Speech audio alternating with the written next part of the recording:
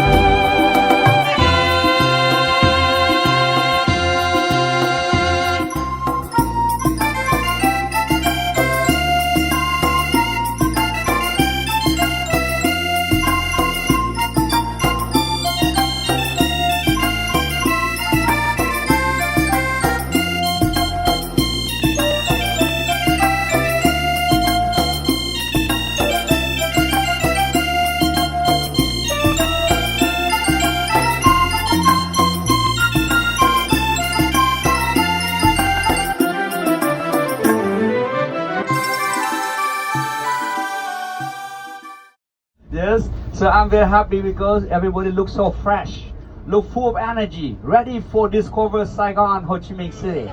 Yes, would like to introduce to you, Saigon is the former name of Ho Chi Minh City. The former name. It was the name to Ho Chi Minh City on 2nd July in 1976 by the National Assemblies of Socialist Republic of Vietnam. It was the name to Ho Chi Minh City already. But the people here, we still like to invite you to get off the bus, follow me to visit the War Museum first, then we go to restaurant for lunch. Thank you so much for your kind attention. National Day, 2nd September 1945, 2nd September 2025. 80 years anniversary of Independence Day. So welcome. Before India. We in 47. Okay. You were independent in I will 19? explain to you later. Okay. Why 1945, not 1946. I will explain to you later. So ladies and gentlemen.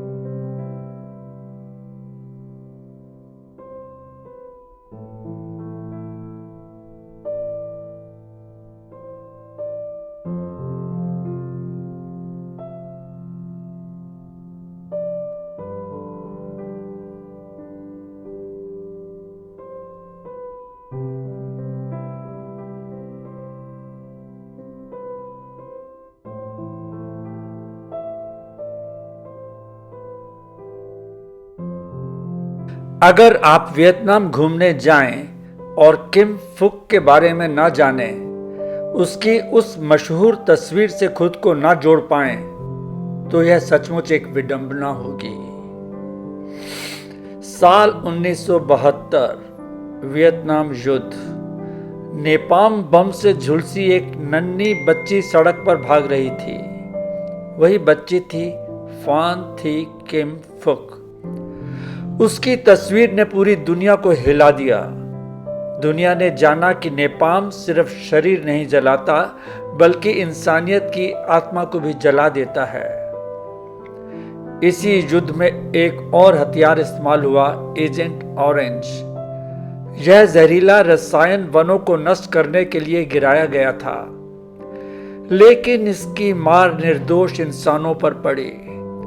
लाखों वियतनामी पीढ़ियों तक बीमारियों और जन्म दोषों का सामना करते रहे। फिर भी किम फुक ने नफरत नहीं चुनी, उन्होंने माफ करना चुना। आज वह शांति की दूत है, यूनेस्को की गुडविल एम्बेसडर। उनकी जिंदगी इस सच का सबूत है कि युद्ध चाहे जितना दर्द दे, इंसानियत का प्यार और उम्मीद उससे भी बड़ा हो सकता है।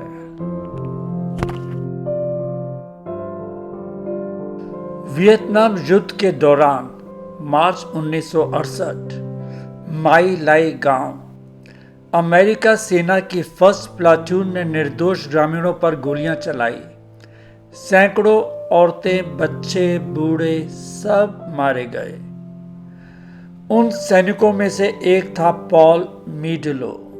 बाद में जब उसने गवाही दी तो कहा, हमें आदेश मिला था सबको मार दो, और हमने गोली चलानी शुरू कर दी।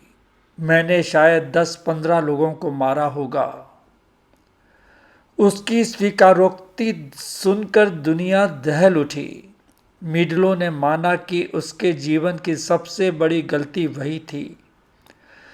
वह गहरा पछतावा लेकर जीता रहा। माई लाई का यह सच सिर्फ एक सैनिक का अपराध नहीं था, बल्कि युद्ध की उस क्रूरता का सबूत था जो इंसानियत को शर्मिंदा कर गई।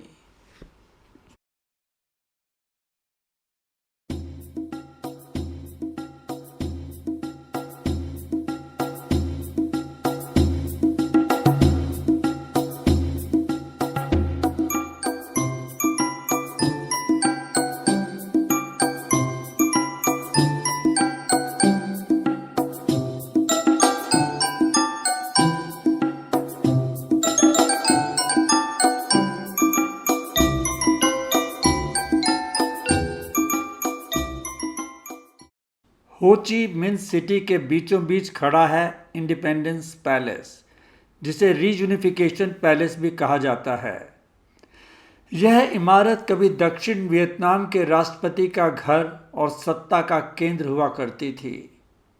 30 अप्रैल 1975 को जब उत्तरी वियतनाम के टैंक इसके फाटकों से गुजरे, तभी वियतनाम युद्ध का अंत और देश का पुनर्मिलन हुआ। आज यह पैलेस एक संग्रहालय है, जहां हर कमरा, हर गलियारा उस ऐतिहासिक दिन की गवाही देता है।